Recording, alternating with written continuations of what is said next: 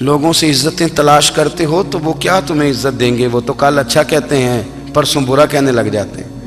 لوگوں کے سامنے گڈ بک میں آنا چاہو گے تو وہ تو سویرے تمہارے بارے میں کچھ کہیں گے، شام کچھ اور کہیں گے۔ اپنی روحانی زندگی آباد کریں، اپنے مسلح کو وقت دیں، اور دنیا سے چھپ کر اس موبائل کو بند کر کے اور اپنے آپ سے بھی چھپ کے اور تنہا ہو کے چھپا کے سارا کچھ اپنے آنسو اپنے رب کی بارگاہ میں پیش کریں، اس کے حضور حاضری دیں۔ سنو نا ترمذی کی حدیث، اور اسے یاد رکھنا، نبی پاک علیہ السلام نے فرمایا اپنے دکھ لوگوں کے سامنے نہ بیان کرنا، سیٹھوں نوابوں کو نہ بتاتے پھرنا، دنیا داروں کے سامنے جا کے نہ رونا کہ میں تکلیف میں ہوں۔ فرمایا اگر دنیا داروں کو دکھ بتاؤ گے رب تمہیں کبھی غنی نہیں کرے گا۔ اور لوگ ہیں کہ الٹا مذاق اڑائیں گے آپ کی، جس سے بڑی پکی یاری ہے نا، پکی، وہ تب تک پکی ہے جب تک آپ نے 50,000 مانگا نہیں، اور جس وقت آپ نے کہہ دیا کہ میں مجبور ہوں میری مدد کر، تو پھر ختم ہو گئی دوستی۔ لوگوں کی تعلقات آپ کے ساتھ تب تک ہیں جب تک آپ ان سے کوئی ضرورت وابستہ نہیں کرتے۔ کریم محبوب فرمانے لگے بندوں کے سامنے دکھ نہ بیان کرنا، اللہ تجھے کبھی غنی نہیں کرے گا۔ تو اپنے دکھ اپنے رب کو بتا، تو دعائیں مانگ، تو اس کی بارگاہ میں حاضر ہو، تو اس کے حضور عرض کر۔ فرمایا اپنے دکھ اپنے رب کو بتا، وہ جلدی کرے یا دیر سے کرے تجھے ساری دنیا سے بے نیاز کر دے گا، تجھے کسی کا محتاج نہیں رہنے دے گا۔ اپنے مسلح کو، اپنی دعاؤں، ایک بزرگ فرماتے ہیں میں نے دعا مانگنے کا طریقہ اپنی بیوی سے سیکھا، دعا مانگنے کا طریقہ اپنی، سیکھنے والے تو اپنے بچوں سے بھی سیکھ لیتے ہیں، سیکھنے والے تو ہر ایک سے سیکھتے ہیں۔ وہ کہتے ہیں میں نے دعا مانگنے کا سلیقہ اپنی بیوی سے سیکھا ہے۔ حضرت وہ کس طرح؟ فرمانے لگے میری بیوی نے نا مجھے کوئی کام بتایا، کچھ پیسوں کی ضرورت کے لیے کہا، تو میں نے اسے کہا کہ بھئی ابھی میرے پاس نہیں ہے، کچھ دنوں میں آتے ہیں تو میں دے دوں گا۔ عورتوں کی عادت ہوتی ہے وہ بار بار یاد کراتی ہیں، 2-4 دنوں کے بعد پھر اس نے کہا حضرت وہ میں نے کہا تھا کچھ پیسے، میں نے اسے کہا کہ ابھی میرے پاس نہیں ہے، کچھ دنوں میں ملتے ہیں تو میں تمہیں دے دوں گا۔ اس نے کچھ دنوں کے بعد پھر کہا حضور وہ میں نے کچھ پیسے کہے تھے۔ فرماتے میں نے ڈانٹ دیا، میں نے کہا کہ کیا تو روز مجھے شرمندہ کرتی ہے، کہا نا میرے پاس نہیں ہے، ہوں گے تو دے دوں گا، تو روز یاد کراتی ہے۔ فرماتے ہیں اس نے پہلے تو میری ڈانٹ کو سہا، پھر میرے سخت جملوں نے اس کی آنکھوں میں آنسو پیدا کر دیے، پھر اس نے اپنے آنچل میں اپنے اس دکھ کو سمیٹا، اور پھر اس نے ایک جملہ کہا تو میں رو پڑا، اور مجھے اپنے رب سے مانگنے کا طریقہ آ گیا۔ مجھے کہنے لگی حضرت جی آپ نے ڈانٹ دیا میں نے سہ لیا، پر آپ ہی میرے شوہر ہیں، بتائیں نا آپ سے نہ کہوں تو میں کس سے جا کے کہوں۔ فرماتے ہیں میں رو پڑا، اور میں کھل کے رویا، اور میں تڑپ کے رویا، اور پھر میری سسکیاں بند گئیں۔ تو مجھے کہنے لگی آپ کو کیا ہوا؟ میں نے کہا مجھے بھی دعا مانگنی آ گئی ہے، جب میں اسے کہوں گا نا اللہ تو ہی میرا رب ہے، میں تجھ سے نہ کہوں تو میں کس سے جا کے کہوں؟ میں کیوں کسی بندے سے سوال کروں؟ میں کیوں کسی دنیا دار سے کہوں؟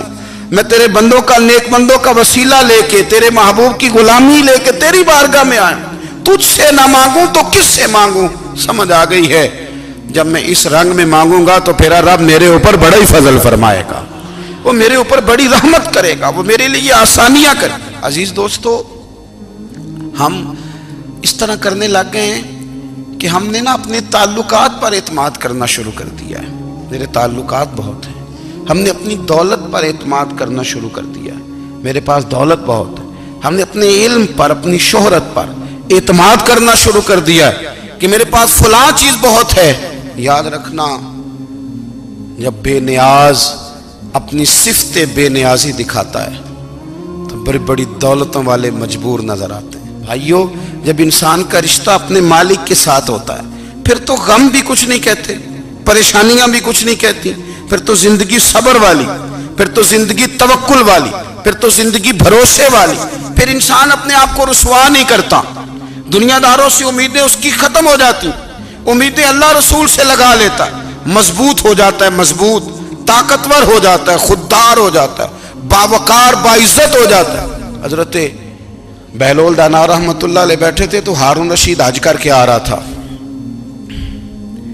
تو رستے میں حضرت شیخ سے ملاقات ہو گئی تو السلام علیکم کے بعد کہنے لگا حضور کوئی حکم ہو تو بتائیے گا. تو حضرت بہلول دنا فرمانے لگے تیرا رب کون ہے؟ اس نے کہا اللہ. تو فرمایا میرا کون ہے؟ کہا اللہ. فرمانے لگے تو بڑا ہی بیوقوف ہے، کیا تو یہ سمجھتا ہے کہ رب ہارون رشید کو تو دے گا اور بہلول دانا کو بھول جائے گا؟ تیرا بھی وہی رب ہے، میرا بھی وہی رب ہے. اس نے اگر تجھے دے کے آزمایا ہے تو ہو سکتا ہے مجھے نہ دے کے آزما رہا ہو. جب اس کی حکمت کے تقاضے ہوں گے تو عطا کرے گا اور دے گا. تو جا اپنا کام کر. بھائی اپنی روحانی زندگی، اپنی عبادات، اپنے وظائف، اپنے روزمرہ کے معاملات، اپنی دعائیں، اپنا استغفار. دیکھو کوئی مشکل کام تو نہیں 2 رکوع ہیں سورہ واقعہ کہ اگر رات کو پڑھ لی جائے تو. میں کس طرح یہ بات بیان کروں کہ تعویذ بانٹنا آسان ہے اور وظیفہ بتانا مشکل ہے. سارا دن تعویذ بانٹیں تو لوگ لینے کو تیار ہیں، اور اگر آپ وظیفہ بتائیں تو کہتے ہیں تو مشکل کام ہے.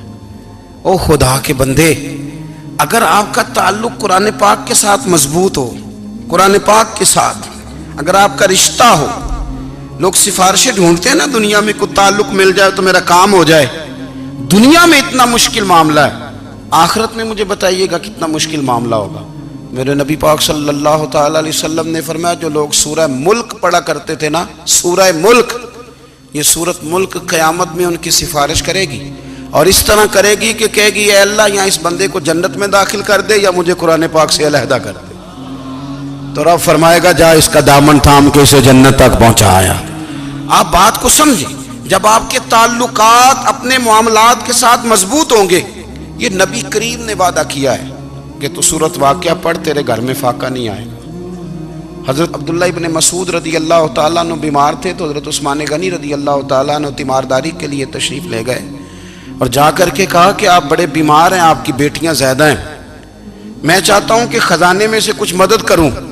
تو سیدنا عبداللہ ابن مسعود رضی اللہ تعالیٰ عنہ اٹھ کے بیٹھ گئے اور کہنے لگے امیر المومنین، اللہ آپ کو میری طرف سے، میری بیٹیوں کی طرف سے بہتر صلہ دے. میری بیٹیوں کو کسی خزانے کی ضرورت نہیں، میں نے انہیں خزانہ دے دیا ہے. کہا جناب آپ نے کون سا خزانہ دیا ہے، میں آپ کے مالی معاملات کو جانتا ہوں. تو فرمانے لگے امیر المومنین، میرے نبی کریم نے فرمایا ہے جو سورت واقعہ پڑھے اسے کبھی فاقہ نہیں آتا. میں نے بیٹیوں کو یاد کرا دی ہے، یہ خزانہ میں نے انہیں دے دیا ہے. وہ سارے والدین سنیں جو بیٹیوں کے لیے پریشان رہتے. حضرت عبداللہ ابن مسعود نصیحت کر رہے ہیں، فرمانے لگے میں نے سورت واقعہ یاد بھی کرا دی ہے، پڑھنے کی عادت بھی ڈال دی ہے. حضور نے فرمایا ہے جو سورت واقعہ پڑھے اسے فاقہ نہیں آتا. کہنے لگے چاند تو اپنی جگہ چھوڑ سکتا ہے، سورج گر سکتا ہے، تارے ٹوٹ سکتے ہیں، پر مدینے والے رسول کی بات غلط نہیں ہو سکتی. حضور نے فرمایا فاقہ نہیں آئے گا تو انشاءاللہ کبھی بھی نہیں آئے گا. کرنے کا کام یہ ہے کہ ہم اپنے معاملات، اپنی عبادات، اپنی دعائیں، کبھی 10 منٹ عادت ہو جائے نا دعا مانگنے کی علیحدہ سے رات کو. حضور نے فرمایا جو فرض نماز کے بعد دعا مانگے اللہ اس کی قبول کر لیتا ہے.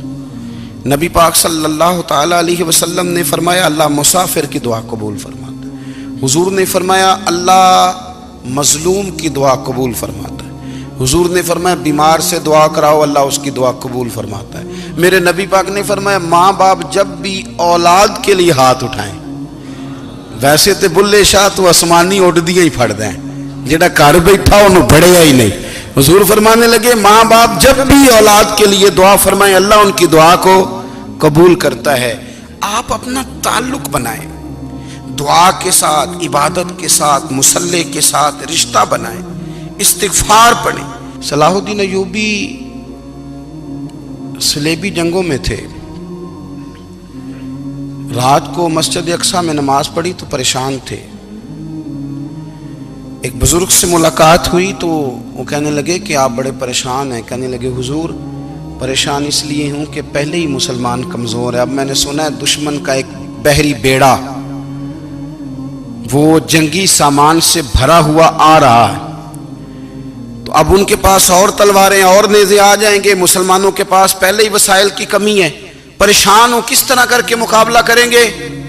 یہ بات کہتے ہی صلاح الدین ایوبی نے بزرگوں سے کہا حضور آپ بھی دعا کرنا، دعا کی بڑی طاقت ہے. میرے نبی پاک نے فرمایا دعا مومن کا ہتھیار ہے، دعا مومن کا، دعا مومن کا۔ حضور نے فرمایا تقدیر کو سوائے دعا کے کوئی چیز نہیں بدل سکتی۔ دعا مومن کا ہتھیار ہے، یہ کافر کے پاس کوئی نہیں، یہ ہتھیار ہے مومن کا۔ اللہ کرے آپ کو سمجھ آئے، پھر سنیں، کئی بار کہہ چکا ہوں یہ ہتھیار ہے۔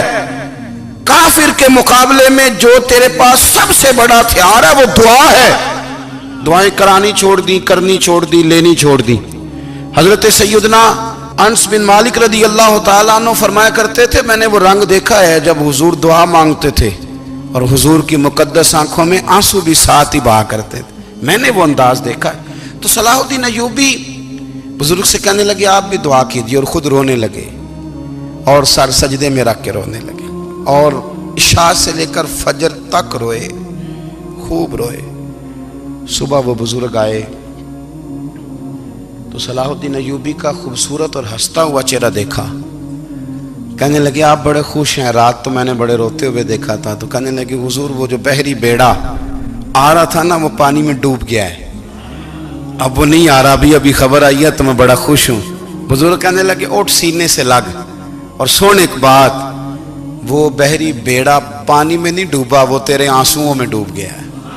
وہ جو تو رات رویا ہے نا رب کریم کی بارگاہ میں، تو وہ ڈوب گیا ہے۔ حضرت عائشہ صدیقہ رضی اللہ تعالیٰ عنہ فرماتی ہیں ایک عورت تھی اور اسے نبی پاک صلی اللہ تعالیٰ علیہ وسلم نے نا وہ کلمہ پڑھ کے مسلمان ہوئی، مدینہ طیبہ آ گئی، تو حضور نے مسجد نبوی شریف میں اس کے لیے مکان، ایک سادہ سا کمرہ ساتھ مسجد کے بنوا دیا، وہیں رہنے لگی۔ اکثر وہ سیدہ طیبہ کے پاس آتی تو حضرت عائشہ صدیقہ رضی اللہ تعالیٰ عنہ فرماتی ہیں وہ بڑی باتیں سناتی اور آخر میں کہتی وہ ہار والا دن بھی بڑا عجیب دن تھا، اور میرے رب کی قدرتوں کا دن تھا، وہ بھی بڑا عجیب دن تھا۔ سیدہ عائشہ صدیقہ رضی اللہ تعالیٰ عنہ ایک دن فرمانے لگی کہ تو ہار والے دن کا بڑا ذکر کرتی ہے، وہ کیا دن تھا؟ تو خاتون کہنے لگی اماں جی وہ دن تھا جب میرے رب پر بھروسہ اور مضبوط ہو گیا، جس دن میرا اپنے رب پر توکل اور بڑھا، میرے ایمان میں یقین میں اور پختگی آئی۔ کہنے لگی میں ایک گھر کی کنیز تھی، نوکرانی تھی، اس گھر میں ایک بچی تھی جس کے پاس سونے چاندی ہیرے جواہرات کا ہار تھا۔ اس زمانے میں نا چمڑے کے اوپر لوگ ہیرے جواہرات لگاتے تھے، کئی دفعہ سرخ رنگ کے چمڑے پہ لگائے جاتے تھے، وہ بچی پہنتی تھی۔ تو کہتی ہیں وہ بچی کے اس نے اتار کے رکھا یا اس سے گرا وہ ہار، تو چیل اسے اٹھا کے لے گئی گوشت سمجھ کے، اور میرے سامنے اٹھا کے لے گئی۔ گھر والوں نے مجھ سے پوچھا، یہ بخاری میں موجود ہے، گھر والوں نے پوچھا مجھ سے کہ وہ ہار کہاں ہے، تو میں نے کہا چیل اٹھا کے لے گئی۔ گھر میں کچھ چوری ہو جائے تو سب سے پہلا الزام کس پہ لگتا ہے؟ ملازمین پہ۔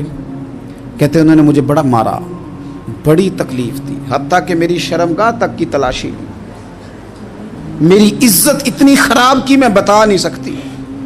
میں نے اپنی زندگی میں ایک واقعہ دیکھا، ایک امیر گھر میں چوری ہو گئی، ملازم کو اتنا مارا کہ وہ چارپائی پہ پڑ گیا، پولیس والوں سے اتنی مار پڑوائی گئی کہ وہ بیچارہ چارپائی پہ پڑ گیا، اور پھر وہ اتنا بیمار ہوا اور کچھ دنوں کے بعد پتہ چل گیا کہ چور تو اپنا بیٹا ہے ان کا، پھر اس کا انتقال ہو گیا۔ اب وہ سیٹھ صاحب اور گھر والے آ کے نا مرنے والے کے کان میں معافیاں مانگ رہے ہیں، کان میں۔ تو میں نے ان سے پھر کہا تھا کہ یہ تو اب چلا گیا ہے، تمہارا زور چلتا تھا نا، تو تم نے قانون خریدا اور تم نے اسے جتنا ہو سکا تم نے اسے مار پڑوائی، تمہارے پاس جو عدالتیں تھیں تم نے وہاں کارروائی کی، اب ایک عدالت قیامت کے دن لگے گی۔ یہ کمزور تھا نا، کچھ کر نہیں سکا۔ میرے نبی پاک صلی اللہ علیہ وسلم نے فرمایا سن لو، اگر سینگ والی بکری نے بغیر سینگ والی بکری کو تکلیف دی ہوگی نا تو قیامت کے دن اسے بھی بدلہ دینا پڑے گا، کہ تیرے پاس سینگ تھے اور تو نے اسے مارا تھا۔ وہ خاتون عرض کرتی ہے سیدہ عائشہ کی خدمت میں کہ مجھے بڑا مارا، مجھے تکلیف دی، میں کہہ رہی تھی کہ میرے سامنے چیل لے گئی ہے، پر وہ نہیں مان رہے تھے، اماں جی انہوں نے مجھے بڑا مارا۔ حضرت عائشہ صدیقہ کہتی ہیں پھر کیا ہوا؟ کہنے لگی اماں جی جب کوئی میرا مددگار نہ رہا، مجھے تکلیف دے رہے تھے، رسوا کر رہے تھے، تو میں نے اپنے رب سے مدد چاہی، میرے رب کی طرف میں نے توجہ کی، میں نے کہا مالک اب تو ہی میرا مددگار ہے، कहती है वो मुझे मार रहे थे तो वो चील जो हार ले गई थी वही लेके वापस आ गई, और हमारे सरों के करीब ला के उसने जब उस हार को फेंका, वो मुझे छोड़ के साइड पे हुए, वो मेरी बेगुनाही जान गए। लेकिन आपको बताऊं, उस दिन से मेरा अपने रब पर यकीन और बढ़ गया।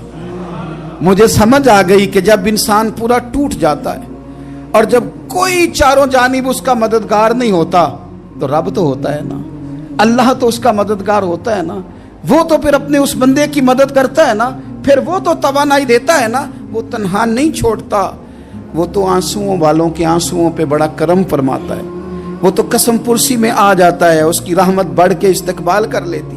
ओ मेरी मिल्लत के जवानों, मज़ा नहीं आ जाता जब सारी दुनिया सोई हो, सारी दुनिया, और बिस्तर भी गर्म हो और नींद भी पूरा गलबा कर रही हो, और अचानक घंटी बजे दिमाग में, आंख खुले, घड़ी पे नजर पड़े, 3:30-4 बजे का पैगाम घड़ी बताए, और कोई चढ़ती जवानी वाला उठ के वुजू करे, और जब वो मुसल्ला खोल के बिछाए तो मदीने वाले महबूब कहते हैं कि हर नमाज पे रब सवाब देता है, और जो उठ के तहज्जुद की नमाज पढ़े उसे देख के तो रब मुस्कुराता है, जो उसकी शान के लायक है, जो उसकी शान के लायक, वो मुस्कुराता है, खुश होता है कि मेरा बंदा तहज्जुद में उठ गया, वो मुस्कुराता है।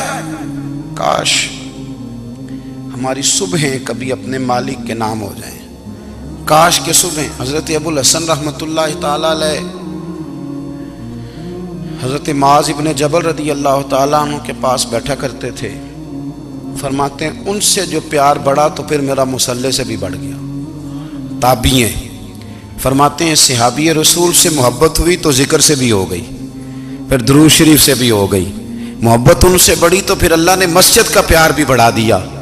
आप फरमाते हैं कि मेरी हर वक्त तबीयत चाहती थी कि बस अल्लाह अल्लाह करूं, बस अल्लाह अल्लाह करूं, बस ना मैं ज़रा थोड़ी जान छुड़ाऊं लोगों से, कुछ 10 मिनट मिले तो मैं कुछ 4 नफल पढ़ लूं, मैं थोड़ा सा ना बचूं लोगों से, और मुझे तस्बीह मिले तो मैं ना कुछ 400-500 दफा इस्तिगफार पढ़ूं, सुभान अल्लाह, अल्हम्दुलिल्लाह, अल्लाहु अकबर, ला हौला वला कुव्वता इल्ला बिल्लाह, मैं ना तस्बीहात पढ़ूं।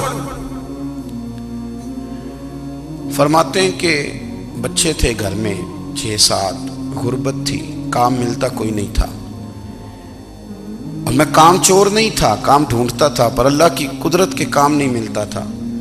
फरमाते हैं कि मैंने एक दिन अपनी अहलिया से कहा कि आज मैं फिर जाता हूँ काम ढूंढने, तो मेरी बीवी बड़ी फर्मा बरदार थी, पर उस दिन ना गुर्बत के हाथों तंग आके कहने लगी, आज नाना कोई तू चीज़ लेके आया, तो मुझसे बच्चों की भूख नहीं देखी जाती है, सब रोगां दा रोग मुहम्मद जिसदा नाम गरीबी, कंड बुला के लंघ जाते नहीं दोस्त यार करीबी, आज ना कुछ लेके आया तो मैं बच्चे लेके मेके चली जाऊंगी।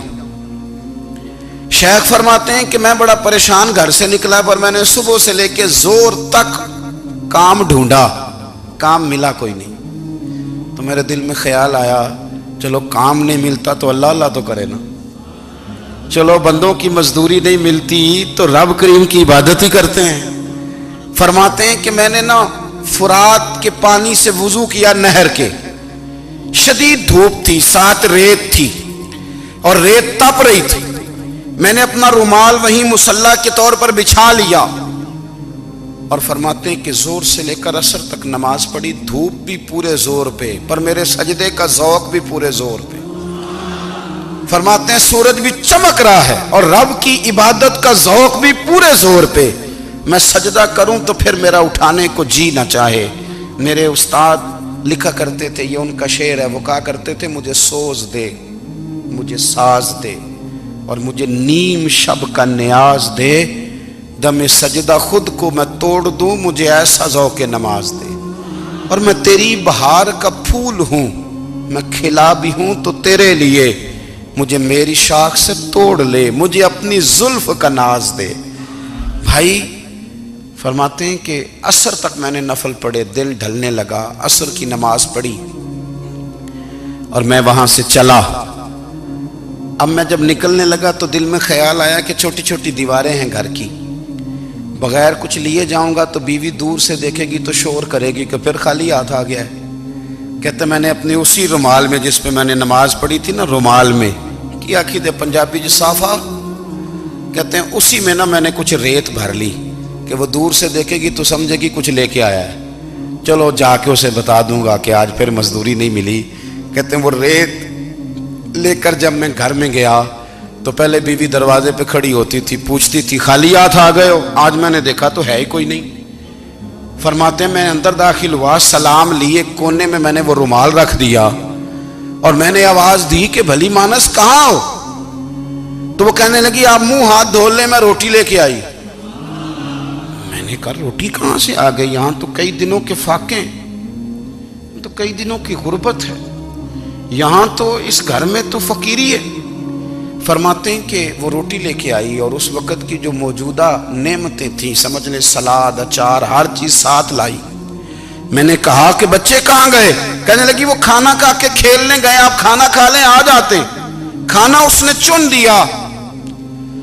मैंने हैरत अंगेज लहजे में सारी नेमतें अपने दस्तरखान पे देख करके बीवी से पूछा ये कहां से आया खाना?